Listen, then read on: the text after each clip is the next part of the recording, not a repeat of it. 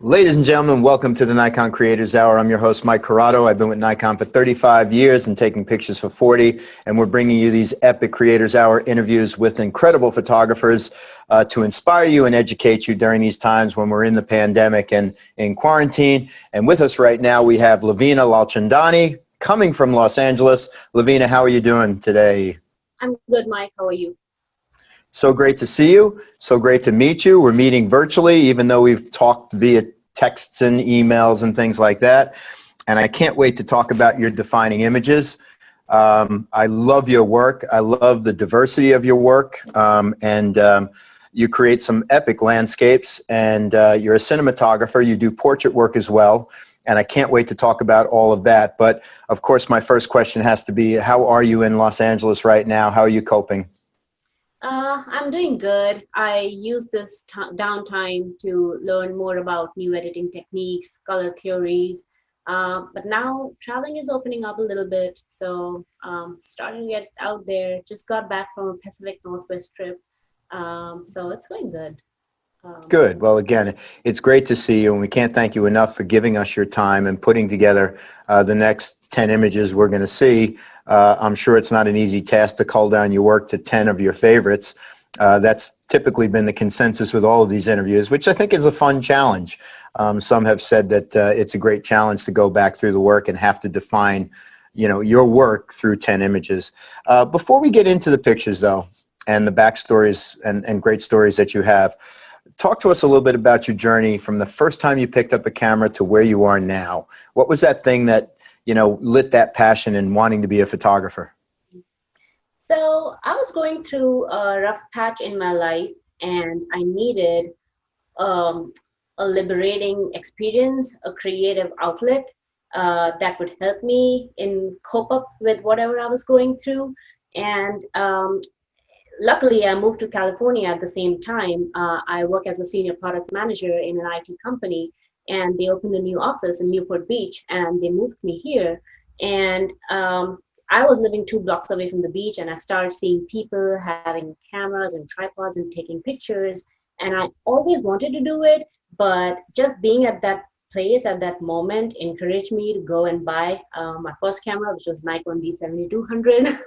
And I started shooting with it. And when I was behind the camera, I felt like I didn't worry about what was happening around me at all. Like I felt so powerful behind it, and it was a meditative experience being behind it for some reason. And I started loving it so much, going out there and shooting every day on the beach, that that's how I started. And it was tough to start, honestly, because I don't come from a background which would actually encourage creative careers. I'm from an Indian family, and basically you either become a doctor or an engineer. So it was tough initially to get out there and to make people understand that I really wanted to do it. But that moment when I had my camera for the first time on the beach, that was it. Like that long exposure shot that I took, that was my starting. That's what lit the match for this great, beautiful flame of photography you create. It's funny you say that, because during my long stint at Nikon, I spent 5 years as a product manager. And I think that's a really interesting thing to tap into, because that gives you a business sense that a lot of artists don't have. And running into, the business is something you have to deal with as a photographer. Like you say, you went out and bought your first camera, so you have to figure out how that camera is going to pay for itself if you're in business. But it's a fascinating story. The photography itself, though, you just learned on your own. Did you go to school? Did you take workshops? Did you do anything to try to elevate your fundamentals? I did not go to any school for it. So for me, it was mostly YouTube. So my first theory was just learn everything about the camera, because all people do is just aperture and shutter speed and ISO. No, there's so much in it. So my first thing was just learn everything about the camera and understand the power of the device first.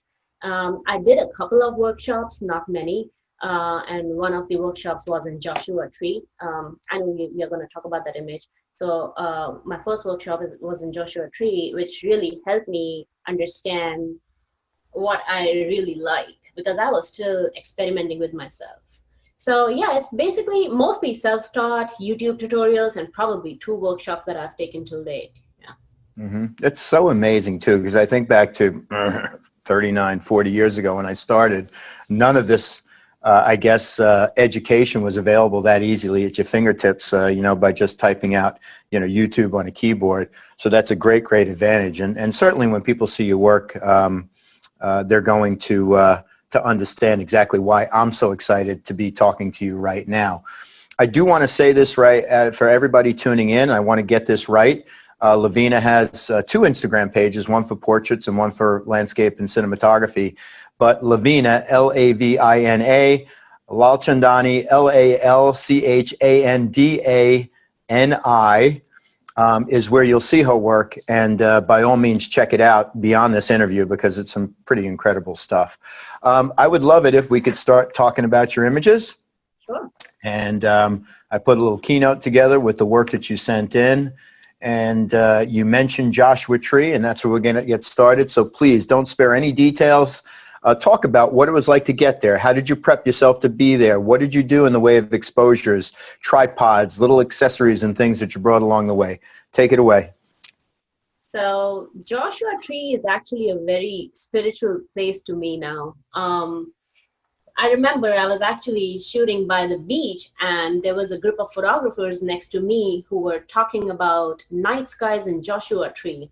And I was new to California. I didn't know what Joshua Tree is, and I was new to photography at that time. So I went home, I Googled Joshua Tree, and I was like, wow, it's just 2.5 hours away. And apparently this place has night skies. And I was Googling all the pictures and all, and I just wanted to go there.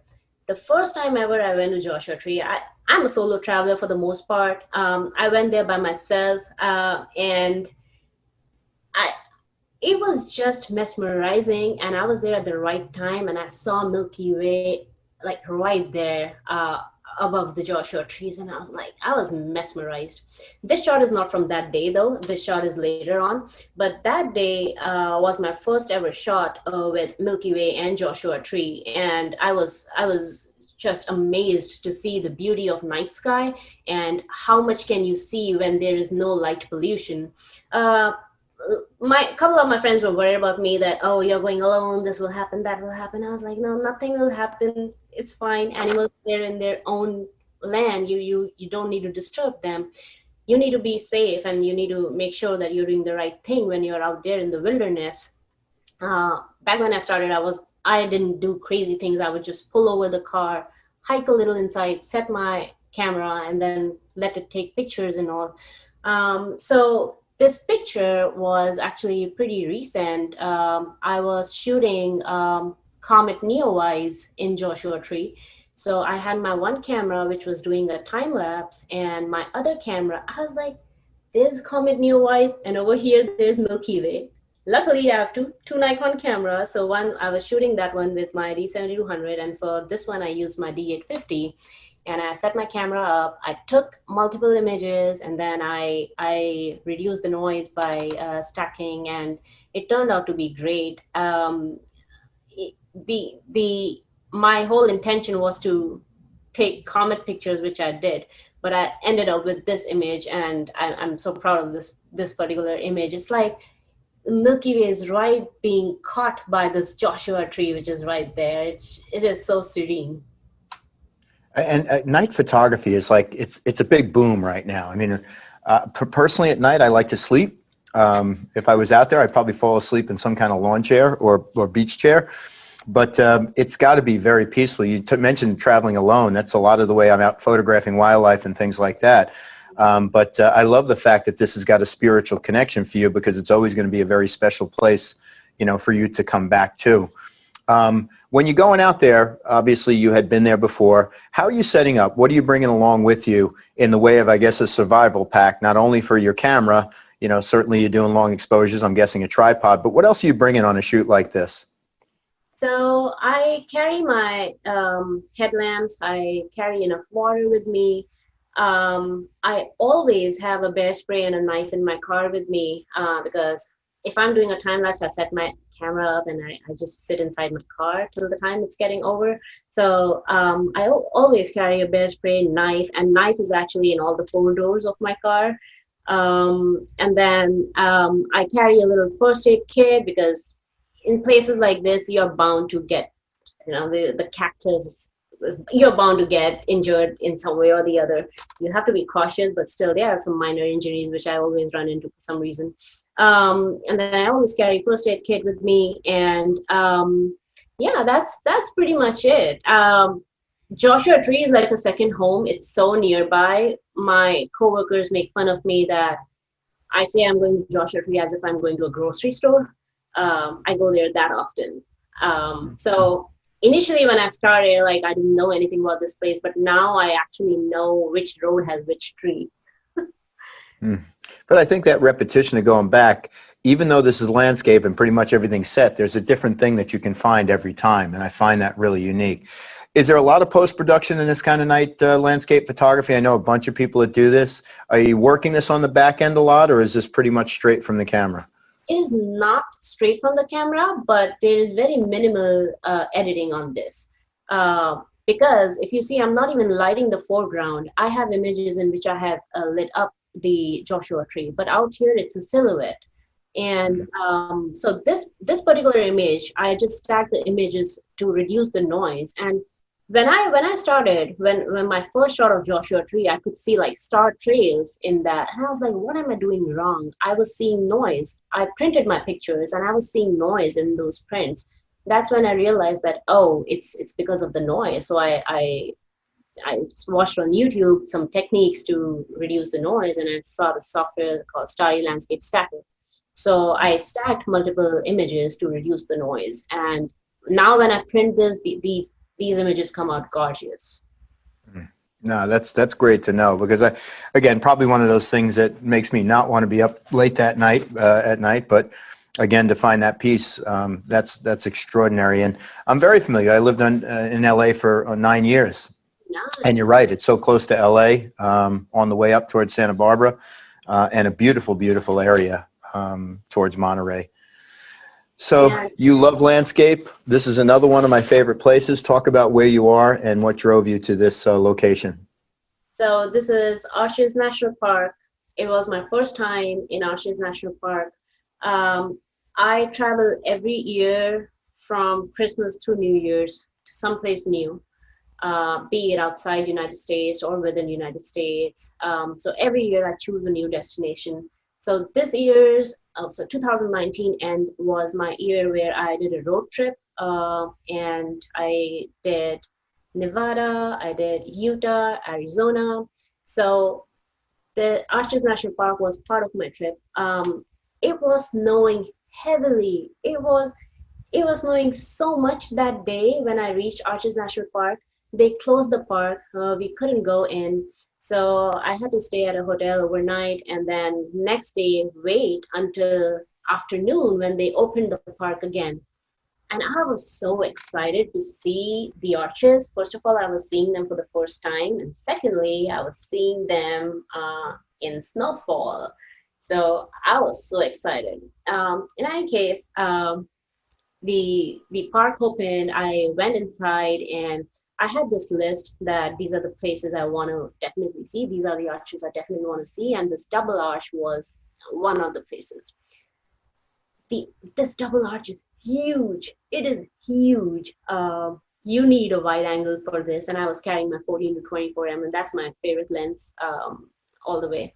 And I have seen shots on internet, and I see people, like, I wanted a foreground in this shot. I wanted to show people that I'm seeing this in snow. So there was this bush out there. It was like the snow-covered bush, and there were a couple of flowers out there too that I was seeing. But this turned out to be the best composition that I could get at that moment. The skies were beautiful. I got lucky with the colors, and then this is a focus stacking technique. So I'm focusing on three different, so these are three images, and then I've combined them into one because you need to focus on the foreground, the middle ground, and the skies. Um, so yeah, that was my story behind it. Right before this, I went to, there's a place called Window out there in Arches National Park, and Hmm. you can see another arch through another arch from an arch. So to get that view, you had to actually hike down, and it was really risky to go down there in snow. So I didn't do that. I canceled that plan, and I came to shoot this part, this arch, and that was the best decision. And it's beautiful. It looks so natural because I think there's a line that some people can cross in editing, especially, with techniques of, varying exposures and HDR where it looks fake, and this looks so real, and that's why I love it. What time of day are you out there? Sunset. This was So around this is a sunset. sunset shot. Yeah, again, extraordinary. And I think I love the fact that you captured the snow there because, like you said, most of the pictures you see are of that window and the distance off, in the background and trying to frame that. A lot of other people in the park at the same time, or did you have some time alone here? I did not stay for any night photography. That was, I think it was pretty close to full moon time. So, but yeah, there were a lot of people, but not where I went. Like when I went to the bushes, look, I got the arch empty. I didn't do much of editing to remove people or anything. The arch was pretty much empty at that moment when I clicked it. No, it's Yeah. beautiful. It brings me back to a year, many, many years ago. I'm going to drop a name here. Sadly, he and his wife passed away in a plane crash, but one of my favorite landscape photographers of all time, nature photographers, Galen Rowell. And I was lucky enough to have an assignment with him in this park. And you talk about that sort of difficult landscape to maneuver. Galen was a rock climber, an athlete, and one minute he was there, the next minute he was gone. We looked over the arches and he was like a mile away. That's how quickly he worked. So this brings back a lot of memories for me, and thank you for sharing it. When you're looking at a picture like this, I assume you're shooting in a raw file format. Oh yes, How are everything you is. handling color in the camera? Are you working certain white balances and color temperatures, or are you saving that for the post-production end? I save these aspects for post production. So I shoot in auto, and then I come back and I edit, and I give it the look that I want to give it. Well, this is beautiful. This is one I want hanging on my wall, for sure. Again, your sense of color and design is incredible. And I absolutely, when I saw this picture, it was definitely one of those, just it caught my eyes. It stopped me on a dime. But talk about where you are here and what time of day and everything you've done to make this picture. So this is in Big Sur. The beach is called Pfeiffer Beach, and this is called the Keyhole Rock, if I'm not wrong. So there is only a certain time in the year when this phenomenon happens, that you are standing right in front of the rock, and there's this keyhole, and the sun comes right in that keyhole, and you get a sunburst out there. So my intention was to capture that image, and I was monitoring the timing of the year when this was happening, and I think this was a second weekend of January this year. So I was really monitoring, and it was the perfect time to be there to get that shot. However, clouds came up, and then right before the sunburst was happening, from the left side, you could see that the sun rays are just coming through the keyhole. It's like somebody's inviting you to heaven or something. Like it was just so amazing to see it. Even a cell phone shot was looking great at that time. So I just moved to the left side. I was like, there were a lot of photographers out there trying to capture the sunburst. I was like, I don't know, sunburst will happen or not because there's so many clouds. So I moved to the left side and I captured the rays falling from this hole towards on the water and on the rocks. And the result is in front of you. I think it turned out so good. It it I don't know, like it tells you that, hey, come with me somewhere, or this is the light, or this is the way. That's the feeling I get when I look at this image. I love that because it does say that, and I love the way you're emotionally connected to an image like this. And this is the second time you said that your approach was to move away from the crowd because, again, you're going to these places that a lot of people frequent, a lot of photographers go to. And to just change the angle, I've always said that. You want a different picture and you want the one you want, get somewhere else. Even if you don't know what you're walking into, try it. Get away from the crowds, and you're definitely going to make a unique image, and you've certainly done that. When you're looking at these locations, I know you mentioned going to YouTube and Googling a lot. Is that how you find a location like this? I have to date myself because back in the day, the way we found cool locations is when we flew into a city, we went to a postcard rack, and we saw the beautiful landscapes on the postcard rack and said, oh, that's where we have to go. So that is what happens when you're 57 years old and you're photographing, you know, when you're about 20, 25. How are you researching these places to go? Or are you hearing it from other people, other photographers? So for me, the biggest source of knowledge has been YouTube and Instagram. And people use social media in different ways. My theory is if you use social media correctly, it can change your life. There is so much knowledge out there, and my Instagram is very curated. Like I only follow people like from whom I can learn something. And I look, Mike, I don't have a traditional background in photography. I don't have a schooling in photography, but my superheroes are these people on Instagram who post the kind of work that I want to do. So those are my heroes. And well, these heroes are approachable as well on one DM. They are out there to help you. It's a community. It's an amazing community. So if I see an image which I want to take, I reach out to them. I ask them that, hey, when did you take this image? And is there a particular time when this happens and all? So of course, Google, YouTube, and then these people on Instagram, everybody is really helpful. I think if you have strong work ethics, if you really want to do something out there, people will help you. Like I have amazing group of people who are always out there to help me with the locations and everything. That's beautiful. When you get to these locations, and we don't have to go back through all the images, let's just say for an image like this, how long do you feel like you were there? A couple of hours maybe to make this image? How long do you spend? This was at least 2.5 hours, but then you add on the driving time and all, so it's in Big Sur. I was at Pismo Beach right before that shooting. I stayed a night at Pismo Beach. So yeah, you calculate all the time. So from here, so you have your research time, you have your time that you take to travel over there, you have your time to, get accustomed to this new place, new beach.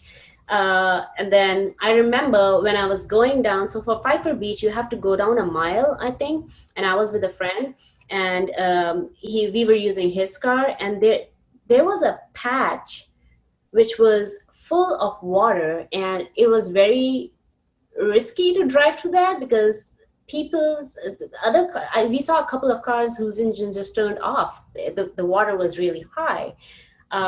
But we still decided to go through it and reach here. And that's why probably there were not as many people as I thought there would be. There were people, but not as many people. But then you have to calculate all these issues that can happen that you might not anticipate. One option was just to park the car somewhere and then walk down through that water, but the water would definitely be above my knees. It was that deep. That portion was that deep. So yeah, like in timing wise, I calculate all the timing. Like if let's say even if you're selling a picture, you need to account for the entire time you have spent on the picture. It's not just a click. It's not just a post-processing. You are taking so much effort to go out there and build this picture. So you have to account for the entire time and not just the time taken to press that shutter. No. Yeah, and I think that's a great point. You know, there's a lot. That's why we're talking about this stuff, because you see a beautiful picture, you're captured by it, you're captivated by it. You know, this is one of those types of pictures that I want to ask you in that moment. You take the picture. It may not be post-processed at this point, but this kind of lights up on your screen. What kind of feeling do you have with that? Like huge success, or I kind of call it an internal gasp because I don't want other people around me thinking that I think I just shot a great picture, but I kind of step back a little bit and I go, man, that's it. How did you feel? How do you know that that was the one? Well, if something is touching my heart, if something, when I end a trip and I come back and I look at those pictures and I'm like, I got what I wanted, right? Or in fact, I got more than what I wanted. That feeling is enough for me to satisfy me that okay, I did the right job and I got what I wanted. Yeah, no, it's a great feeling, and I talk about this with Joe McNally a lot.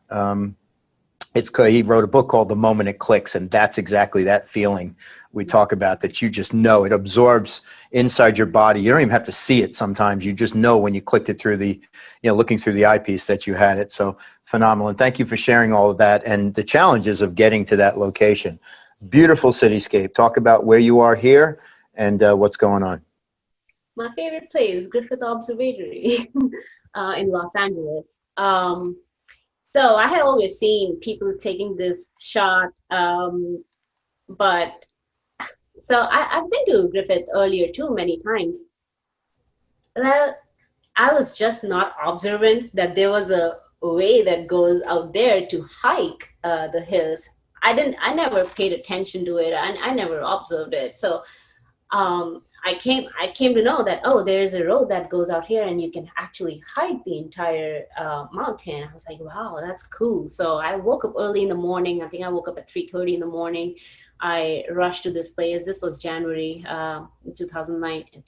Yeah, this was Jan 2020. And I rushed to this place. I was like, oh, the parking at Griffith probably is 10 or 15. I forgot how much per hour.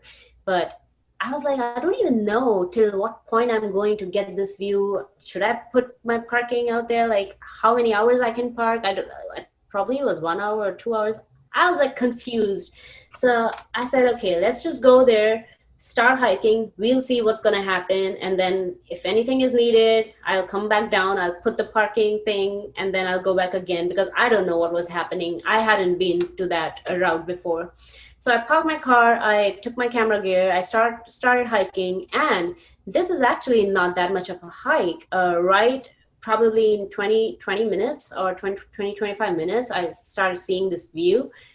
It was gorgeous, like sun rising in the back, the colors I was getting, the chemtrails, the city, and then Griffith Observatory. Like it was one of the best moments to see the city in with Griffith in the foreground. Griffith is so important out here in LA. It holds so much importance. So yeah, this was the lights of the building, the background, the chemtrails, the light of Griffith Observatory is what makes this shot. Yeah, I've been there many times, and anybody passing through Los Angeles, when we can go back to Los Angeles, by all means, a great place to visit. But I never even thought, I lived out in Los Angeles for 9 years, never even thought about going to do a shot like this. But I love that color. I love, the bands of color up towards the top. And are you thinking about white balance here at all, and the lighting, within the Griffith Observatory, or and then compared to the sun, compared to the light in the buildings? Are you calculating all that, or again, are you just dealing with that in post? I'm dealing with them in the post. However, I do bracketing sometimes. So I take multiple exposures just to make sure that at the end of it, I'm getting the right lighting for everything, for my sky, for my middle ground, and for my foreground and everything. So I do take multiple shots. I think I used probably 2 shots in this one just to make sure that the lighting matches and we get this view. But I didn't play a lot with white balance over here, actually. This was pretty much straight out of the camera when it comes to white balance. Is this your 1424? It looks a little more compressed. Or are you using 1424 here? No, this is not 1424. I think this was 85. I have a prime 85. This was 85, I guess. Yeah, I was going to say it looks a little more telephoto. Beautiful. Again, just a beautiful moment. And you did this in Photoshop, right? This one, yes. Beautiful. Talk about this. This one, oh God, it took 2 hours to find the location. Good. So But where are you? I was somewhere where was I? Some Hollywood, I think North Hollywood. I don't even remember where I was for this shot. So I have a friend, his Insta is Neo Humanity. He and I were actually together for this shot, and he was leading in scouting the location for this. So we went to one place initially, but there was no public place out there to get this view. The place we reached, it was surrounded by houses of people and all, and so either somebody gives us a permission to go inside and shoot from their backyard. That was one way to go about it, or the other way was to find something else. This was shot during COVID time, so of course we were not going to ask anyone to let us in and use their backyard to take the shot. So we started driving around a lot to find a perfect spot where we can take the shot. So finally, we reached an opening which was giving us this view. This is a zoomed, so this is a 200 mm shot. I had to crop it more I wish I had probably 500 mm, that would have been better. But I don't have a 500 mm, like I don't have anything beyond 200 mm right now with me. So I shot this at 200 mm, and kudos to the power of D850. It is the megapixel it's such a good camera that even if I'm cropping it after 200 mm, if I'm cropping it even more, it doesn't look that bad. That it doesn't. Yeah, I could have gotten a sharper image with 500 mm for sure, but you have to use the resources that you have at the moment and not crib about what you don't have. So the whole idea was to use my 200 mm to its best capabilities. The moon was right there. However, I enhanced the moon. I zoomed into the moon more. So I use photopills to see the path of the moon. I use apps to see my alignment. I plan my shots. So when I was right there, it was looking perfect. If I wouldn't have used Photoshop, the moon would have looked a little smaller, and that's not what I wanted. So I wanted people to feel that, yeah, the moon was right there. This is full moon. This is LA, and this is how beautiful LA is. Absolutely done so well. And I certainly appreciate that, and how you guys challenge yourselves to find that right location to get there. Yeah, I feel like I'm going down memory lane with your photos in Los Angeles area, the beaches, Malibu, Venice. Where are we here? Gorgeous, gorgeous color. It looks like an afternoon dusk shot. Talk about what you've done here. Oh, so this was in Newport Beach. I was leaving for Alabama Hills at night.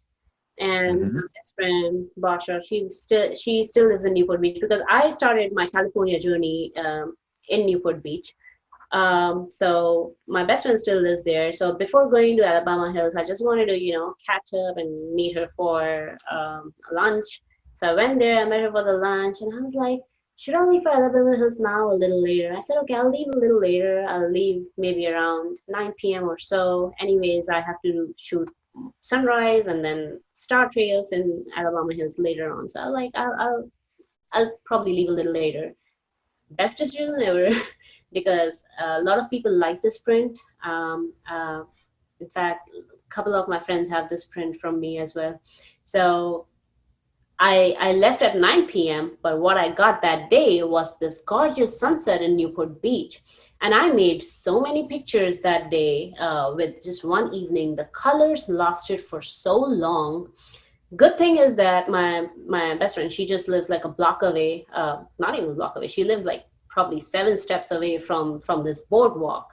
So, and I already had my camera gear with me because I was going to Alabama Hills, and I simply had to come here, bring my camera gear, my tripod, and then start shooting. Again, I just got lucky with the colors over here. I don't like using the term lucky because I feel that the harder you work, the luckier you get, honestly. Understood. Yep. Somehow the conditions always start favoring you. And then I told Bosch that, Bosch, I want a person like either a skateboarder or a person on a bicycle going from here on this boardwalk, and that's what I want to capture. So I waited there. I got shots of a couple of people on rollerblades as well, but I didn't like those enough as much as I liked this guy on the bicycle and getting the pier, getting the tree, and getting a lifeguard station. So this is like a true spirit of Newport Beach in my view. And I lived in Newport Beach for 1.5 years. And I always wanted a picture from Newport Beach that I could actually print and put up on my walls. And this was one of it. You know, again, you keep tapping into things that are just such a great memory for me. I lived in Newport Beach for 6 years. Wow. And probably rode that strand a billion times. And it's just such a great, alive place to be. And you've captured so well. But I love the fact that you waited for the right thing, the right object to come down that path, you know, that you, instead of just settling. I mean, rollerbladers would be the typical thing, right? You see a ton of those. But I love the guy on the bicycle going towards that sunset. And Alabama Hills, been there before. My bud Corey Rich, a great filmmaker, producer, and photographer, rock climber, everything out of Tahoe. We've met at Alabama Hills. So thanks for the memories. I just keeps going, and the pictures are just so beautiful. So thank you for sharing. So we talked about landscape. We talked about time lapse in your cinematography. Now we'll roll into some of the portraits. And you do have a second page, if I'm correct, on Instagram called @Lavina Portraits. Yes. Talk about the portrait work, why portraits, and the work we're about to see. So I call myself an experimental photographer still, because I am jack of all trades, master of none. That's how I would like to call myself at this moment. I don't know what future has for me, but for me, I follow these people on Instagram who take beautiful portrait pictures. And then I wanted to try portrait photography, looking at them, getting inspiration from them. And I started going to these meetups in LA. I started taking portrait pictures, but when I would come back, I would want to do more when it comes to editing. Editing a landscape versus editing a portrait is a different ballgame altogether. Like, there are portraits on which I have spent 7 hours just because you need to do like skin retouching and then color grading and all. You do all these things in landscape too. But when you're looking at a portrait, you know that a human, that your model is going to look at it, right? Your client is going to look at that image, and you want it to be perfect, because actually a human is you are giving an image of a human to that same human. So it has to be perfect. So one thing I realized that when I got into portraits is that I need to level up my editing game. And I started understanding more about color theories from there, about color grading, about hues, about how can I bring out the colors I want in a portrait, and convey certain emotions through portraits. So the idea, I just started my portrait accounts in February. It's not too long ago. I am also part of a portrait.shooters community, and we organize meetups and all. So now I'm part of organizing meetups as well for the portrait community. We have an online Discord community, and it's an open invite to everyone. Every night we go and hang out there and edit, and everyone is more than welcome to just join there and edit along with a few of us who are portrait photographers. So every night I'm out there. So it's just that when I started portraits, it opened door to a different community altogether, actually, not just landscape. Like the portrait world was completely different than landscape work. So this particular image, so Mike, I'm gonna ask you, I don't know if you have seen my Instagram for this one or not, but can you guess how I shot this? No, I can't guess. I've looked at the photos, but I didn't get a chance to dig deep into the stories. But that's why you're here. You're going to tell me right now.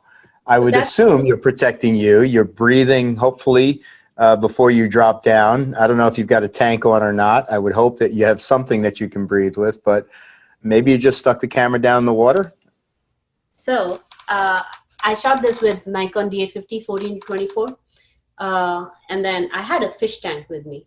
So my model, so her name is Manon, and I asked her that has she done underwater shoots before, and she said yes. And she sent me a couple of pictures, and she shot those with a scuba diver.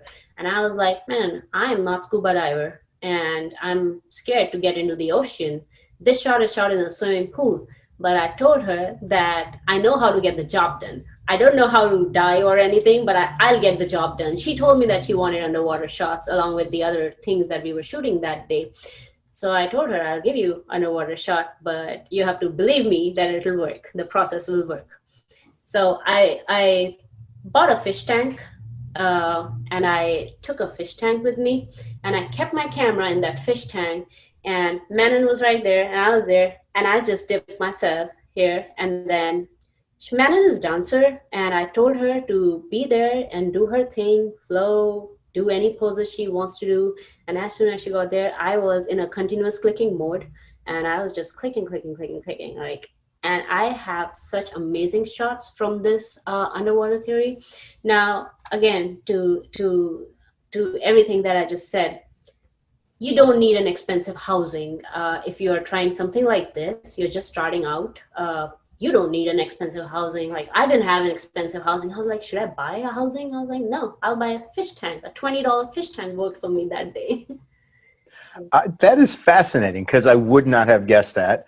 Although I sort of was partially right that you stuck your hands down somehow, but I would have thought that you put it in a housing or a bag when you went down so you didn't get in the water.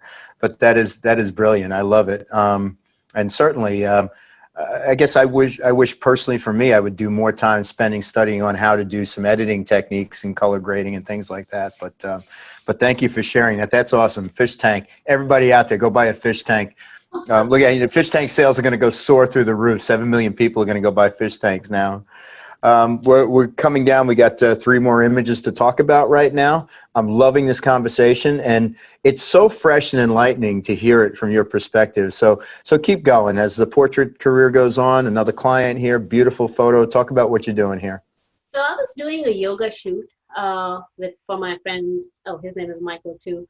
Awakened Warrior Yoga is his company. So I was doing a yoga shoot with him, and I have shot a lot for him, a lot. I'm basically their photographer for everything that's going on.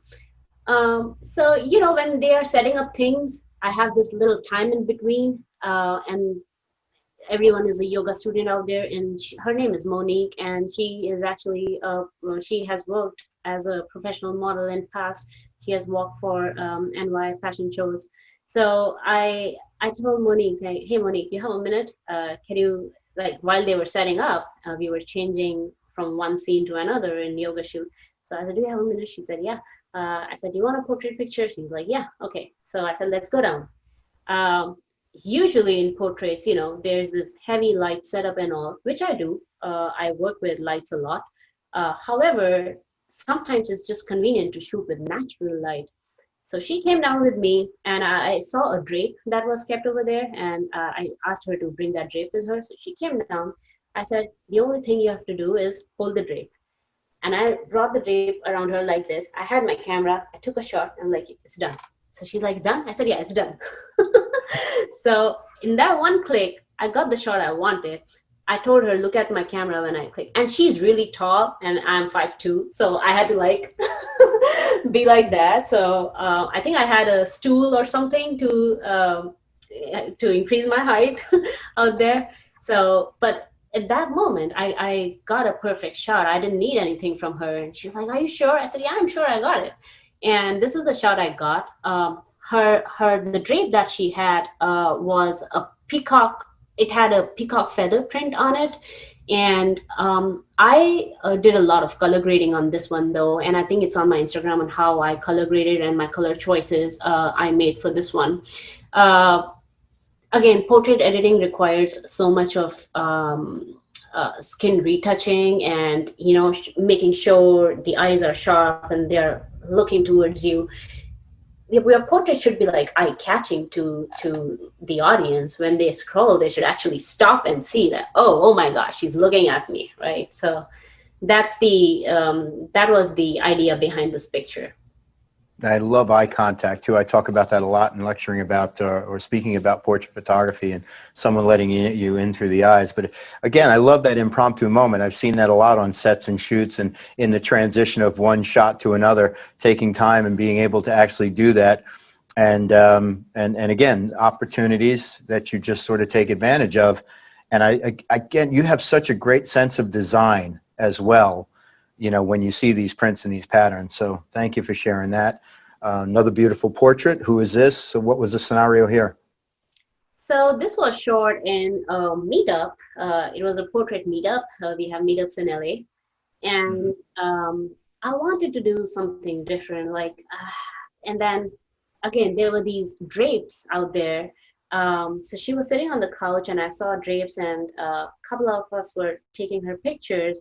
And I said that, can you please pull this drape on your head or do something with it? Because because there was wind flowing in the background. So you see that curtain in the back, it's actually flowing away from the wind. So I wanted to do something different. I just didn't want to take a picture of her face and get done with it. I wanted to give it a different look. So I asked her that, can you please do that? Can you please hold this? And she was doing whatever I was asking her to do. And then at that moment, I clicked the picture. I've done a lot of color grading on this picture. Her original shirt color is actually, I would say, navy blue. What I'm wearing, actually, it's pretty close to that. So I've done a lot of color grading on this. And again, in this one, the editing steps. I like sharing my editing steps on my Instagram stories. That this is the raw, then I did my skin retouching, then I corrected the hues, and then I fixed the colors. So all my editing steps, I like sharing them on my Instagram so that people know what exactly I'm doing after I bring a raw image home. So for this one as well, I shared a lot of details on my Instagram on how exactly I achieved this result.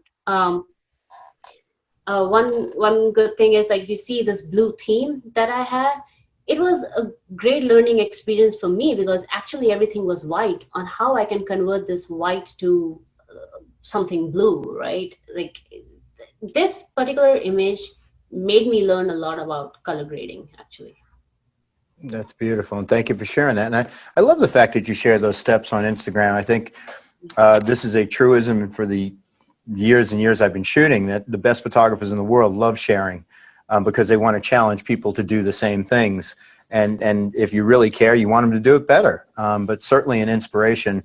And, you know, it's making me want to jump into the post-production. And I'm so used to shooting, transmitting, you know, capturing an action moment of a bird. But maybe I need to turn the bird's colors around at some point, you know, just to play a little bit. But again, another gorgeous picture. And we've got one more photo. This is just so pleasing to me.